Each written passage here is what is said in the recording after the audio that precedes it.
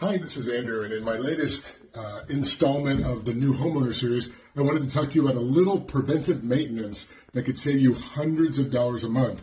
And it's really very inexpensive. It's actually right here. This is a little flapper that goes in the back of the toilet to prevent the water from going into the bowl. And these things can, it's made of plastic or rubber, so they can deteriorate over time. And I once had a rental unit that had an $800 water bill, and this right here is the culprit. One of these was deteriorated. So that's something you want to look at in the back of your toilets. Flush it, make sure that this is seated properly and that the chain is not in the way.